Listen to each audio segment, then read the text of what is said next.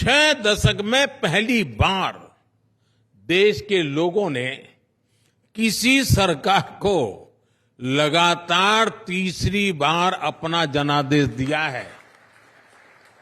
ये message stability का है। अभी हरियाणा में चुनाव हुए हैं। इन चुनावों में भी भारत की जनता ने स्टेबिलिटी के इस भाव को और मजबूती दी है।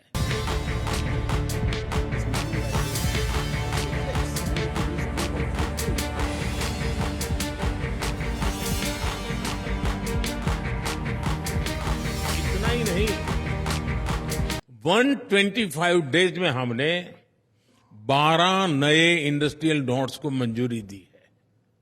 125 डेज में हमारे सेंसेक्स और निफ्टी में 6 से 7% की ग्रोथ हुई है। हमारा फॉरेक्स $650 बिलियन से बढ़कर $700 बिलियन के पार कर चुका है।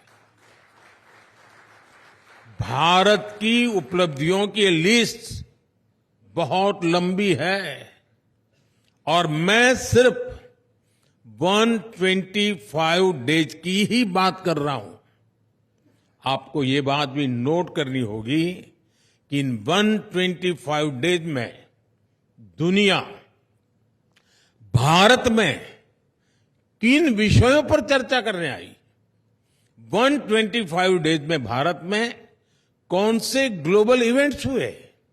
भारत में टेलीकॉम और डिजिटल फ्यूचर पर चर्चा करने के लिए इंटरनेशनल असेंबली हुई। भारत में ग्लोबल फिनटेक फेस्टिवल हुआ।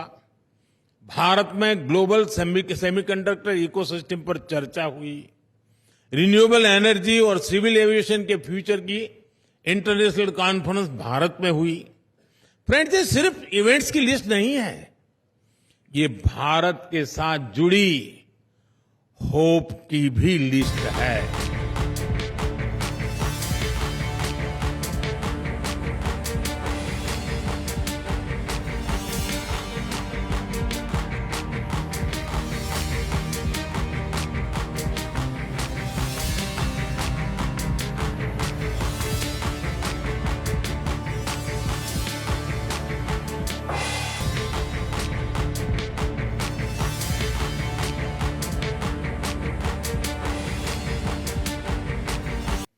आप सब जानते हैं कि ये एआई का दौर है। दुनिया का वर्तमान और भविष्य एआई से जुड़ा हुआ है, लेकिन भारत के पास डबल एआई पावर की एडवांटेज है।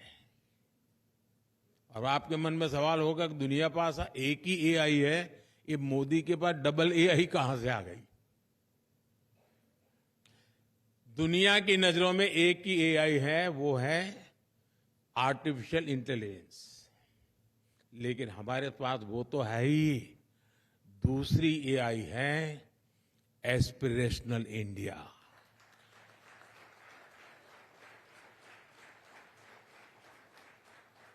जब एस्पिरेशनल इंडिया और आर्टिफिशियल इंटेलिजेंस की ताकत मिलती है, तब विकास की गति भी तेज होनी स्वाभाविक है।